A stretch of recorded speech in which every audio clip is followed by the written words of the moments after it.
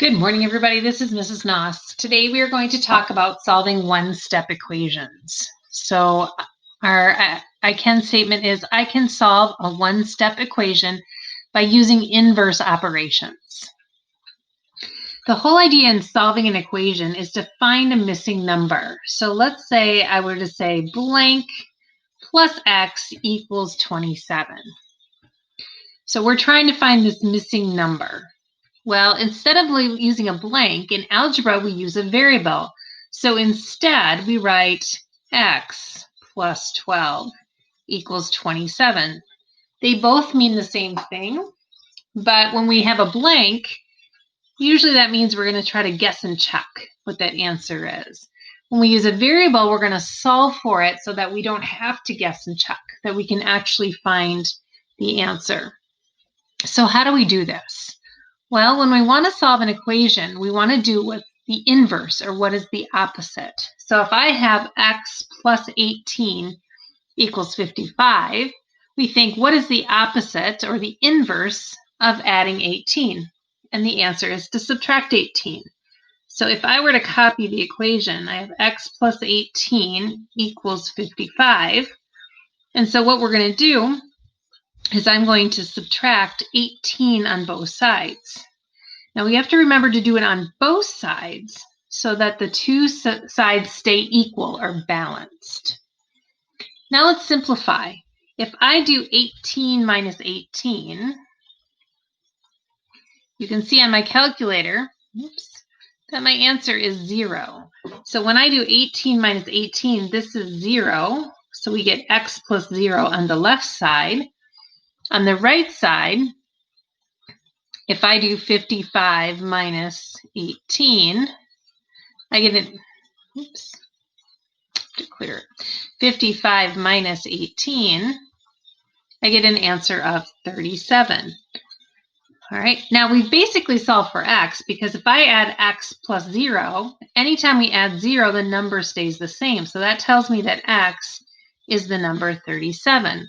So a lot of times, instead of writing that 0, we just cross out what adds or subtracts to 0. All right, let's try another one.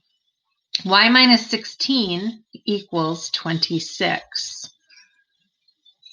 So we think, what is the opposite of subtracting 16? Well, the opposite of subtracting 16 is to add 16 on both sides. When I do that, I think, okay, negative 16 plus 16. If I do negative 16 plus 16, I get 0. So those cross out or cancel. And I'm left with just y. If I do 26 plus 16, my answer is 42. Let's try one more like this.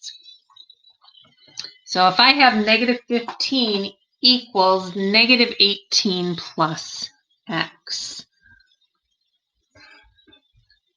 Now, the goal, remember, is to get x by itself. So I want to think about what is the opposite of adding negative 18. Well, I want to make it equal 0. So if I have a negative number, I want to add a positive number.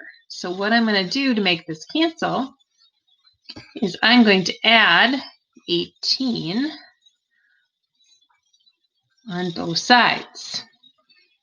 18 plus negative 18 is 0, so I can cross it out. And then 18 plus negative 15 is 3. Let's look at just a couple of other ones. All right, in this next example, 6x equals 42. And we want to remember that 6x really means 6 multiplied by x. And so we think about what is the opposite of multiplying by 6. Well, the opposite, or the inverse, of multiplying by 6 is to divide by 6. So I'm going to divide both sides by 6. Now, if I use my calculator, I just want you to remember that when I do 6 divided by 6, I get an answer of 1. So this is just 1x. 42 divided by 6 is 7. And when I multiply 1 times x, that's the same as just x equals 7. So we say that multiplying by 6 and dividing by 6 cancel each other out. Next one, negative 3x equals 84. Well, remember that this really means negative 3 times x equals 84. And we know the inverse of multiplying by a number is to divide by the same number. But when we divide, we want to keep it the same. So I'm going to divide by negative 3. Now, rather than using this symbol for division, this time I'm going to use the fraction symbol to mean division. So I'm dividing both sides by negative 3. All right, the opposite of multiplying by negative 3 is dividing by negative 3. So now I have x equals, and if I do 84 divided by negative 3, I get an answer of negative 28. So you can write it either way. You can use the division symbol or the fraction symbol, but it helps when we move forward if you use this fraction symbol to mean divide. All right, last two examples. X over 6 equals 17. I want you to remember that x over 6 really is the same as x divided by 6. But in algebra, we tend to write it this way instead of this way. So the opposite of dividing by 6 is to multiply by 6. So what I'm going to do is I'm going to take that x over 6, and I am going to multiply both sides by 6. Okay, multiplying by 6 and dividing by 6 cancel each other out because it equals 1. So I'm left with x equals 17 times 6 is 102. All right, last example. I have negative 9 equals x divided by negative 5. So again, the opposite of dividing by negative 5,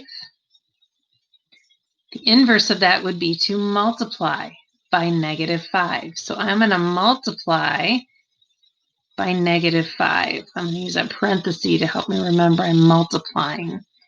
So multiplying by negative 5 and dividing by negative 5 cancel each other out. They're inverses or opposites. And then I'm left with negative 5 times negative 9. And my answer is positive 45. Okay, once you've finished up your notes, please go ahead and take a picture and turn that in, and then work on today's assignment. Thanks for listening. Have a great day.